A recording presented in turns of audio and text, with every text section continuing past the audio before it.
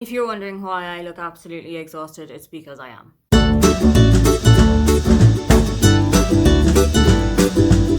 Hi, welcome, come on in. My name is Aoife and today I am going to talk to you about all of the book series that I have finished. Not just recently, but throughout the entire time that I have been reading.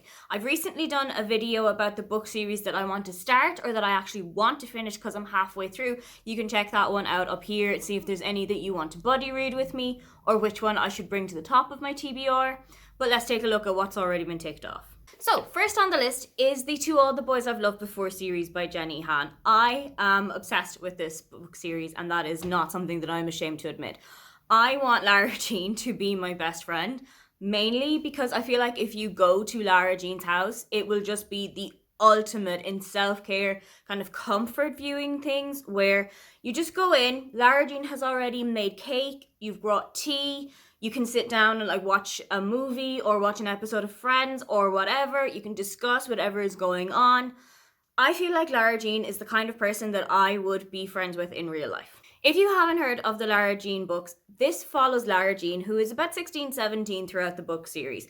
And she has fallen in love with 5 different guys throughout her life, ranging from a guy that she knew from the Model UN that she did, from a really popular sporty guy that's in her class, to her sister's boyfriend. And she writes love letters to them, but doesn't actually send them out. She keeps them in a little hat box underneath her bed or in her wardrobe or somewhere. And one day, all 5 of the letters are sent out to their intended recipient when they really should not have been. And this really kickstarts a kind of a fake dating trope with her and the really popular guy in her school, Peter Kaczynski, who has just split up from his girlfriend Genevieve and realizes that this is kind of a way to make her a little bit jealous of what's going on. So he and Lara Jean kind of sign a contract together to make a fake dating trope between the two of them. I love a fake dating trope, and it was done so wonderfully here. I'm going to have to admit that the book series kind of used for me in that I really loved To All the Boys I've Loved Before. P.S. I Still Love You was okay, but it wasn't my favourite. But then I kind of built it back up a little bit with Always and Forever Lara Jean. I've also got a copy of these in German because I want to torture myself. And I'm going to try and read the entire series in German. Let's see how well that will go. The next series on the list, and one that I also have so far in German and English, is the Oh My God, What a Complete Aisling series by Sarah Breen and Emer McLysaght. Aisling started out her life in a sitting room in the student house that Sarah and Emer rented when they were in college about 10 or 15 years ago. Then she moved on to a Facebook group where initially Sarah and Emer thought it was just going to be their friends, people who they knew and had been sharing stories about Aisling. But it has exploded, and I think at the moment there's something like 80,000 members, and there is an actual closed off. You can't join it anymore at the moment. Aisling is your very stereotypical country girl from Ireland. She's been going out with the same guy since she was about 15, 16, 17. She wants to work in a really good job. She actually works in insurance in the books. She always feels the pressure of the girl who grew up across the road from her because she does a lot of humanitarian work. She can speak 4 languages. She's traveled the world. The books follow Aisling as she is moving to Dublin for the first time, as she and John are going through quite a rocky patch in their relationship, and she's also got something really difficult going on with her dad, which is something that is done in mirroring real life, where Emer's father had also suffered from something similar and unfortunately passed away from it. I love the Aisling books, but I think that the main reason I love them is because I am unabashedly an Aisling. I have taken fancy shoes with me to work in a Brown Thomas bag and just legged it in runners the whole way up Grafton Street to get to an office. I have taken lunch with me in a Brown Thomas bag. I have gone home from Dublin for the weekend specifically for GAA matches that my local team was playing in. I am a little bit of an Aisling. I think I've kind of broadened out a little bit more, that I'm now somewhat of an Eve from across the road, but I still absolutely love following Aisling, seeing what she is up to, and I kind of love picturing Aisling in everyday situations, such as how is she dealing with the pandemic? What does she do when she's buying her first house? How does she kind of cope with that? I know from watching their stories on Instagram that Sarah and Emer are working on a 4th book in the series at the moment. I cannot tell you how excited I am to read it. The next series on the list is The Princess Diaries by Meg Cabot, and this is one that I was obsessed with when I was younger. I think I wanted to be Mia Thermopolis in the way that I wanted something exciting like that to happen in my life, where my father just sat me down one day and very nonchalantly, completely out of the blue, just casually tells me that he is the prince of a small European nation and that I'm next in line for the throne. Because what 14-year-old doesn't need to hear that? So that is the basic premise of The Princess Diaries, where Mia takes princess lessons from her grandmother to kind of prepare herself for royal life, because she's the antithesis of a princess at the moment. There's also a really charming love story between Mia and the older brother of Mia's best friend, Lily. Mia and Lily is one of the most contentious friendships, I would say, in young adult fiction, in that they are on and off as friends more often than the light switch in my bedroom. They fight constantly, and it goes from small bickerings about where to go and get donuts in the morning to really, really big stuff where they end up fighting over a guy in about book 7 to 8, and then Mia completely goes and finds a new circle of friends. I loved watching that friendship when I was younger because I felt like it was something that had also been happening to me a lot, where friends of mine and I would often kind of spar and bicker with each other quite a lot, but always make up at the end of the day. We would always kind of come back to each other, tail between your legs, and just say, I hold my hand up, I was wrong this time. I've also read the 11th book in this series. So there are 10 that follow Mia when she's in high school, but you also go through about 5 or 6 years later, after Mia has finished high school and is now living in Genovia, and she's preparing for her wedding, and she also falls pregnant halfway through the book. If you love The Princess Diaries as much as I do, which is a lot, I'm going to recommend to you a really great podcast called The Podcast Diaries, where two 30-ish-year-old women called Frances and Jordan sit down, go through the books, kind of section by section, discuss everything that's been happening in there, the pop culture references, who's been the winner of the book, who's been the loser of the book, and they also go through the films, the novellas, the kind of side books that you had throughout the way. I love listening to this one every single Wednesday morning while I'm at my desk. Another Meg Cabot series that I loved, and one that is completely underrated and doesn't get as much hype as it should, as I've seen here on BookTube and on Bookstagram, Book Twitter, anywhere that I've seen across the book community, this isn't talked about as much, and that is the All-American Girl duology. In this one, you're following Samantha Madison, who is 15, 16 and living in Washington, D.C.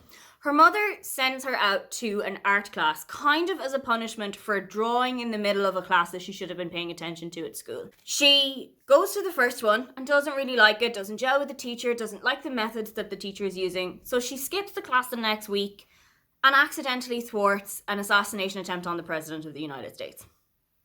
Casually. The book then follows Sam going through all the media hype that she has garnered, doing a lot of interviews, and also Sam falls in love with David, who is the president's son, and it is one of the sweetest romances I have seen in such a long time. I was obsessed with the two of them when I was younger. The second book in the series is called Ready or Not, and it focuses a lot on Sam and David's relationship and whether or not they're ready to take it to the next level physically, what that's going to mean for their relationship, whether Sam is ready or not for this next step. What I love about this book and the one before it is that Sam lists out quite a lot of pros and cons, or 10 things that I should have known about this before I went into it, or 10 things you should know about. I love that kind of storytelling narrative, and she does it so well in this book. A little bit closer to home, another series that I finished when I was maybe 10, 11, 12 is the Children of the Famine series by Marita Collin McKenna. This one is all over the place in Ireland. I would say you would struggle to find somebody who went to school in Ireland as a child who hasn't heard of those or had them read to them in school. In this series, you are following 3 siblings, Eiley, Michael and Peggy, who at the start of the series are about 10, 7 and maybe 5 or 6.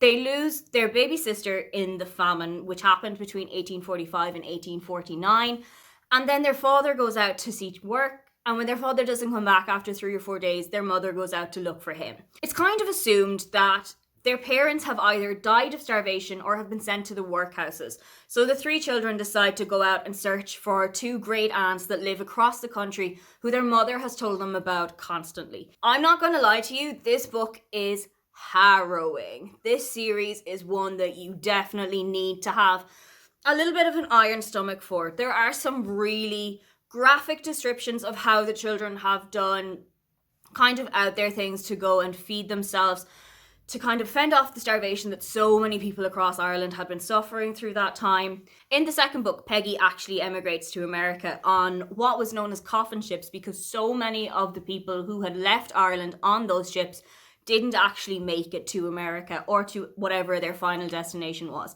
There is a scene in that is very realistic to what had happened in the time, but that doesn't make it any easier to read due to the ages of who is involved in that. The last book in the series, Fields of Home, is featuring Eilidh, who is now a grown-up woman. She has her own children. She is running a farm somewhere in Ireland. I think the great aunts are still alive at this stage even. And the famine is now over, and she's telling her children about what it was like growing up in famine times in Ireland and giving them the kind of a life that she didn't have at the time because of what Ireland was going through. Famine is something that I have always been really interested in, and I had studied quite a lot when I was in school. I think I did a history project on it when I was in maybe 5th or 6th class. But if you are also interested in that area of history in Ireland, it's definitely a book series that I would recommend you pick up. Can you believe it has taken us this far into the video for me to mention the I Heart series by Lindsay Kelk? Because I genuinely can't. I thought it would be the first one that came to mind. I have spoken about this series constantly, but I don't think I've actually said what the series is really in the depth about. So we're following Angela Clark, who on the wedding of her best friend catches her boyfriend cheating on her with another woman in their car. So she goes home, packs up her entire life, books a ticket on the next plane out of here, and ends up in New York City. There, she meets a woman called Jenny Lopez. I'm not kidding, that's actually her name. And the two of them build a really strong friendship together throughout the 8 books in the series. Angela falls in love, she gets married, she has children. She starts out a kind of a blog telling people back from home or around the world what it's like to move from the UK to New York, what her new lifestyle is like, places that she's been, things that she has seen or eaten or bought or whatever. Due to that, she starts working as a journalist for a gossip column, and she is sent all around the world. She is sent from New York to Las Vegas, to Hollywood, to Paris. She goes back to London. That's not technically on assignment, but she goes back anyway. And the final book in the series finds Angela on a holiday in Hawaii. And if you have never wanted to go to Hawaii before, this book is absolutely going to make you want to book a ticket. Another series that I have, as of now, completely finished because I don't know if there's going to be a third one, is the American Road series by Katharine McGee. I was obsessed with this book. I completely fell in love with it when I first read it. It has a kind of a Gossip Girl, Bridgerton, Downton Abbey style vibe to it. The world that this book is set in is a kind of alternate reality in that after the Civil War and the War of Independence in the United States, George Washington wasn't offered a presidency, but he was instead offered a crown and a throne and a monarchy. So everybody that has come after Washington as ruler of the country has been a king and not a president. But Beatrice is in line to be the very first queen regnant in America, meaning that she's going to be queen in her own right rather than the wife of the reigning king. There's also quite a lot of love stories throughout this. Beatrice is tasked with finding a consort for herself and inadvertently picks out the guy who has eyes on her younger sister Samantha.